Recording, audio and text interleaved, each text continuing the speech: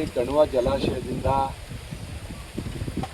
ನಮ್ಮ ಕಾವೇರಿ ನದಿಗೆ ಹೋಗಿ ಸೇರೋ ತನಕ ನಮ್ಮ ನದಿಯ ಉದ್ದಗಲಕ್ಕೂ ಕೂಡ ಚನ್ನಪಟ್ಟಣ ವ್ಯಾಪ್ತಿಯಲ್ಲಿ ಎಲ್ಲೆಲ್ಲಿ ಅವಶ್ಯಕತೆ ಇದೆ ಅಲ್ಲೆಲ್ಲನೂ ಕೂಡ ಈಗ ಸೇತುವೆಗಳನ್ನು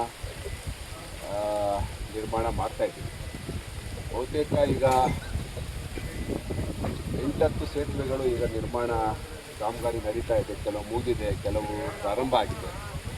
ಅದರಲ್ಲೂ ಭಾಳ ಮುಖ್ಯವಾಗಿ ಇವತ್ತು ಬೆನಕನಹಳ್ಳಿ ಕಪ್ಪಡಿ ಸಿದ್ದಪ್ಪಾಜಿ ಸ್ವಾಮಿ ದೇವಸ್ಥಾನದ ಸನ್ನಿಧಿನಲ್ಲಿ 2 ಕಡೆ ಸಂಚಾರ ಮಾಡಲಿಕ್ಕೆ ಮತ್ತು ನೀರು ನಿಲ್ಲಿಸಲಿಕ್ಕೆ ಅನುಕೂಲ ಆಗಲಿಕ್ಕೆ ಈ ಒಂದು ಸೇತುವೆ ಮತ್ತು ಚೆಕ್ ಡ್ಯಾಮನ್ನು ನಿರ್ಮಾಣ ಮಾಡಬೇಕಾದಂಥ ಅವಶ್ಯಕತೆ ಇತ್ತು.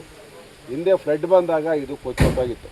ಮೊದಲೇ ಒಂದು ಸ್ವಲ್ಪ ಆ ಕಡೆ ಈ ಕಡೆ ತಿರುಗಾಡೋಕ್ಕೆ ವ್ಯವಸ್ಥೆ ಇತ್ತು. ಈಗ ಶಾಶ್ವತವಾಗಿ ಸುಮಾರು 4 ಕೋಟಿ ರೂಪಾಯಿ ವೆಚ್ಚದಲ್ಲಿ ಇವತ್ತು ಸೇತುವೆ ಮತ್ತು ಆ ಕಡೆ ಈ ಕಡೆ ತಡೆಗೋಡೆ ನಿರ್ಮಾಣ ಮತ್ತು ರಸ್ತೆ ಎಲ್ಲ ಸೇರಿ ನಿರ್ಮಾಣ ಮಾಡ್ತಾಯಿದ್ದೀವಿ. ಕಾವೇರಿ ನೀರಾವರಿ ನಿಗಮದ ವತಿಯಿಂದ ಇವತ್ತು ಈ ಕಾಮಗಾರಿ ತಗೊಂಡಿದ್ದೀವಿ. ನಾನು ಮೊದಲೇ ಹೇಳಿದಾಗೆ ನದಿಯ ಉದ್ದಗಲಕ್ಕೂ ಕೂಡ ಎಲ್ಲೆಲ್ಲ ಅವಶ್ಯಕತೆ ಇದೆ ಅಲ್ಲೆಲ್ಲನೂ ಕೂಡ ಮಾಡಲಿಕ್ಕೆ ತೀರ್ಮಾನ ಮಾಡಿದ್ವಿ. ಇನ್ನೊಂದು 2-3 ಮಾಡಿದ್ರೆ ಬಹುಶಃ ಈಗ ಎಲ್ಲೂ ಕೂಡ ನಮಗೆ ತೊಂದರೆ ಇಲ್ಲ. ಮುಂದೆ ನಮ್ಮ ನದಿ ನರಸಿಂಹಸ್ವಾಮಿ ದೇವಸ್ಥಾನ ಹತ್ರ ಒಂದು ಮಾಡಬೇಕು ಅಂತ ಇದ್ದೀವಿ. ಈಗಾಗಲೇ ಮಳೂರು ಹತ್ರ ಮಾಡಿದ್ದೀವಿ, ಕೂಡ್ಲೂರು ಹತ್ರ ಮಾಡಿದ್ದೀವಿ. ಕೂಡ್ಲೂರು ಹತ್ರ ಒಂದು ಮಿಣಿಕ್ಯಾಡ ದೊಡ್ಡಿಗೆ ಕೂಡ್ಲೂರು ಒಂದು ಮಾಡಬೇಕು. ಒಟೋನಸಳ್ಳಿ ಹತ್ರ ಮಾಡಿದ್ದೀವಿ. ಮುಂದೆ ಮೊಗಳ್ಳಿ ದೊಡ್ಡಿ ಮಳೂರ್ಪಣ್ಣ ಹತ್ರ ಮಾಡಿದ್ದೀವಿ. ಉದ್ದಗಲಕ್ಕೂ ಇಲ್ಲಿ ಅಬ್ಬೂರು ಮತ್ತು ಎಲೆವಸಳ್ಳಿ ಹತ್ರ ಮೊನ್ನೆ ಮಾಡಿ ಮುಗಿಸಿದ್ದೀವಿ. ಹೀಗೆ ನದಿಯ ಉದ್ದಗಲಕ್ಕೂ ಮಾಡ್ತಾಯಿದ್ದೀವಿ.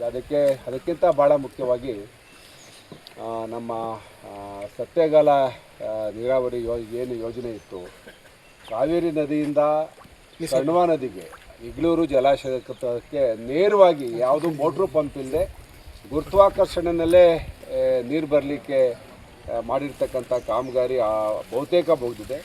ಸ್ವಲ್ಪ ಟೆಕ್ನಿಕಲಾಗಿ ತಾಂತ್ರಿಕವಾಗಿ ಲ್ಯಾಂಡ್ ಎಕ್ವಿಜೇಷನ್ ಸಮಸ್ಯೆ ಇದ್ದುದರಿಂದ ಅದೊಂದು ಇನ್ನೊಂದು 5-6 ತಿಂಗಳಲ್ಲಿ ಮುಗಿಬೋದು ಅಂತೇಳಿ ನಮ್ಮ ನಿಗಮದ ಕಾವೇರಿ ನಿಗಮದ ಅಧಿಕಾರಿಗಳು ಹೇಳ್ತಾ ಇದ್ದಾರೆ.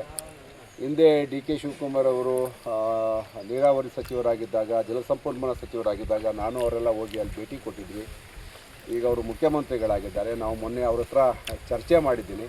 ಆದಷ್ಟು ಬೇಗ ಅದನ್ನು ಪೂರ್ತಿಗೊಳಿಸಿ ಕಾವೇರಿಯಿಂದ ನೇರವಾಗಿ ನಮಗೆ ಕಣ್ವ ನದಿಗೆ ಗುರುತ್ವಾಕರ್ಷಣ ನೀರು ಬಂದರೆ ನಮಗೆ ಭಾಳಷ್ಟು ಈ ಭಾಗದ ಜನಗಳಿಗೆ ಅನುಕೂಲ ಆಗುತ್ತೆ ಅಂತೇಳಿ ಆದಷ್ಟು ಬೇಗ ಕಾಮಗಾರಿ ಮಾಡಿ ಮುಗಿಸ್ತೀವಿ. ಅದಲ್ಲದೆ ಇಗ್ಲೂರಿಂದ ನಮ್ಮ ಕಣ್ವಾಗೆ ಈಗ ಹೊಸದಾಗಿ ಒಂದು ಪೈಪ್ಲೈನು ಪಂಪ್ ಇದನ್ನು ಲಿಫ್ಟಿಂಗ್ ಮಾಡ್ತಾಯಿದ್ದೀವಿ.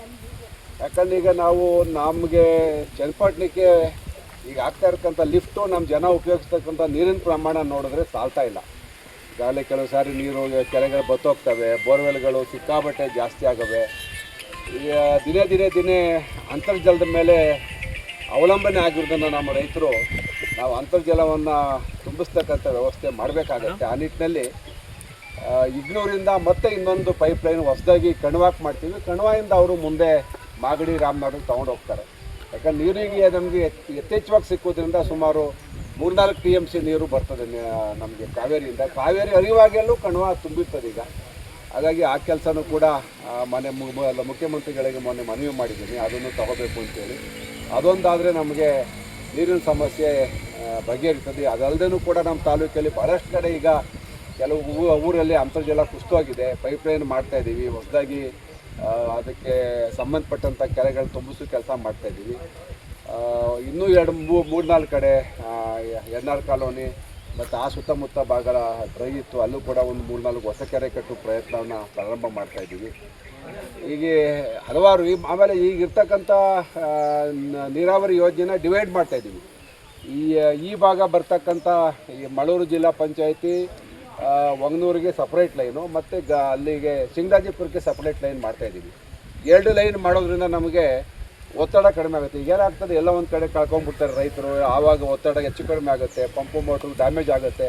ಅದಕ್ಕೆ 2 ಸಪ್ರೇಟ್ ಲೈನ್ ಮಾಡಿ ನಾವು ಇಡೀ ತಾಲೂಕನ್ನು ಬಹುಶಃ ಇನ್ನೊಂದು 6 ತಿಂಗಳಲ್ಲಿ ಸಂಪೂರ್ಣ ನೀರಾವರಿಗೆ ಒಳಪಡಿಸ್ಬೇಕು ಅಂತ ಮಾಡ್ಕೊಂಡಿದ್ವಿ. ದೊಡ್ಡನಳ್ಳಿತ ಒಂದು ಹೊಸ ಕೆರೆ ಕಟ್ತಾಯಿದ್ದೀವಿ.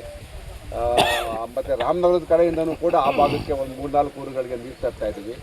ಸಂಪೂರ್ಣ ನೀರಾವರಿ ಮಾಡಲಿಕ್ಕೆ ನಮಗೊಂದು ಒಳ್ಳೆಯ ಅವಕಾಶ ಅಂತಂದರೆ ನಮ್ಮವರೇ ಮುಖ್ಯಮಂತ್ರಿಗಳಾಗಿದ್ದಾರೆ. ಶಿವಕುಮಾರ್ ಅವರಿಗೆ ಮೊನ್ನೆ ನಾನು ಮನವಿ ಮಾಡಿದ್ದೀನಿ. ನಮ್ಮ ತಾಲೂಕಿನ ರಸ್ತೆ ಏನಿದೆ, ಇದು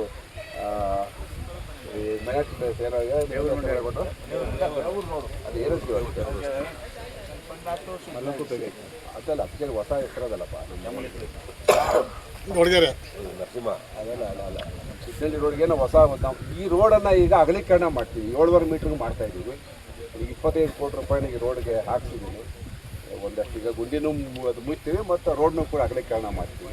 ಚನ್ನಪಟ್ಟಣದಲ್ಲಿ ಚನ್ನಪಟ್ಟಣ ಬಿಟ್ಟು ತಿಟ್ಮನಹಳ್ಳಿ ತನಕ ಡಬಲ್ ರೋಡ್ ಮಾಡ್ತೀವಿ ಏರಿ ಮೇಲೆ.